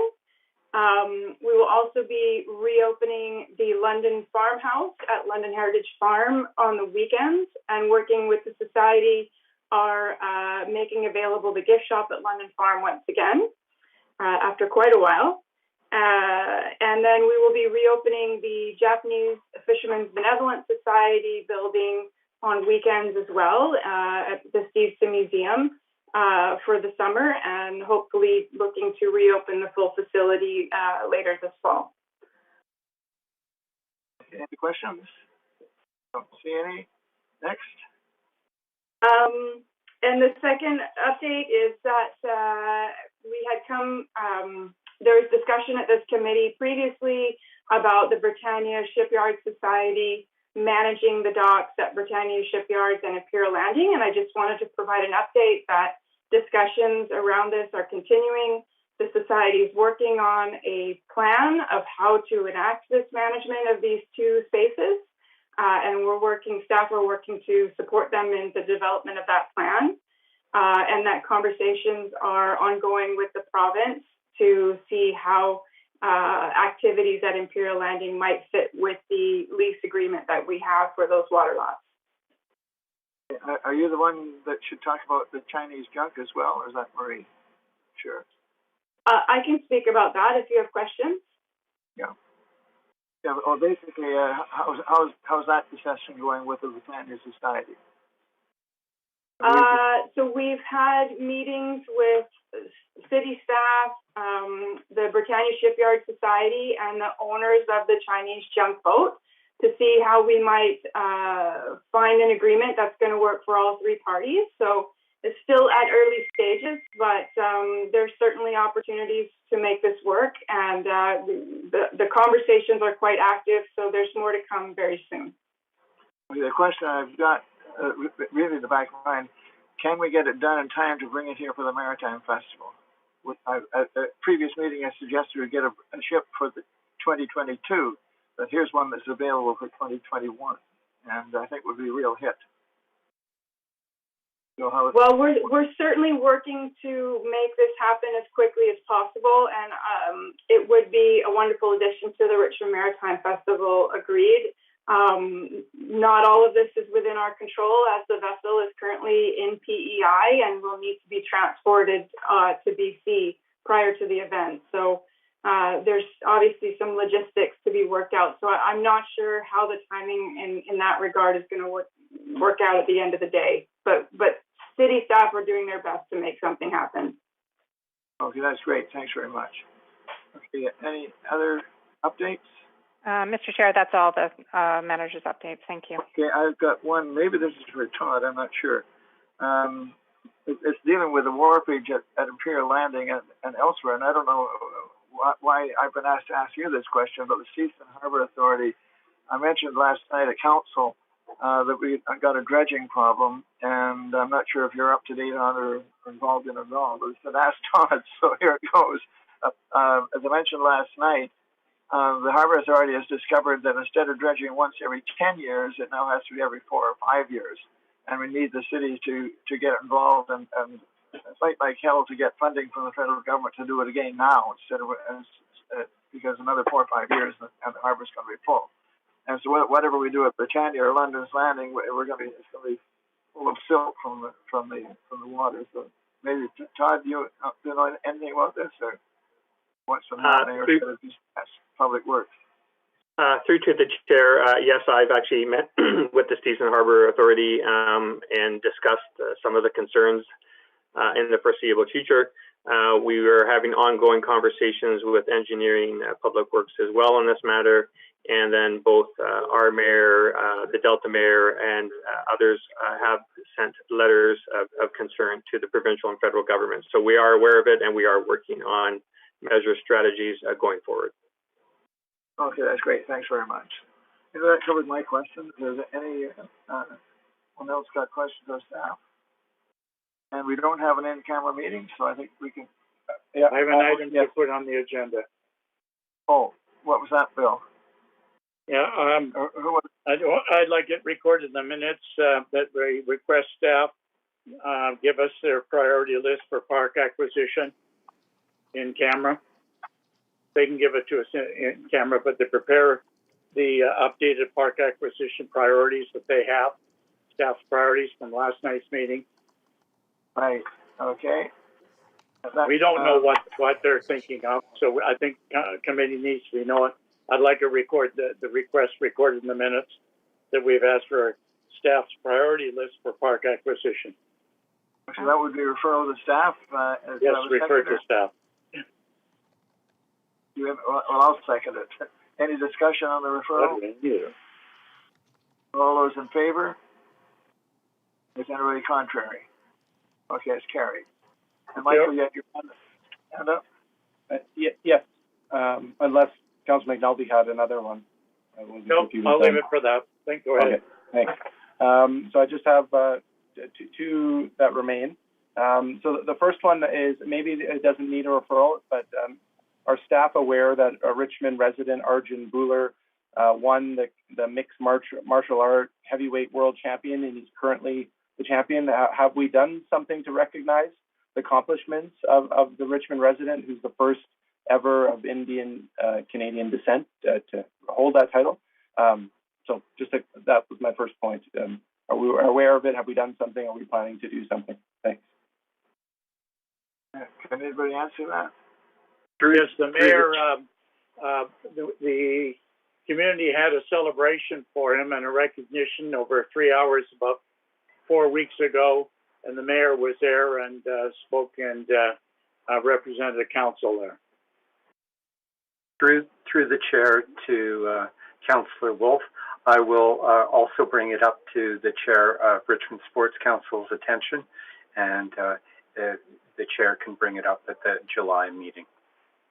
Great, I appreciate that. Thank you. And then one other item, which might just be an ask if this is already direction, but at the June 8th planning meeting, there was discussion about waterfront trail access in Steeston. I know one location, the Blue Canoe, was mentioned as potentially having a walkway that is intended to be a publicly accessible route, which isn't completed at this point. But I thought I'd bring it up here because I think it was mentioned at that planning meeting that, you should take that up with Parks as it's a walking route. So our park staff, Parks Rec staff, aware of this? Is it being worked on from both angles? Thanks. Through the chair to Councillor Wolf, we'll take that under consideration and review it. Okay, is that it? Somebody like to move or adjourn? Move adjournment. All those in favor? Aye. Contrary? Carried. Okay, see you all next meeting. Thanks. Good night.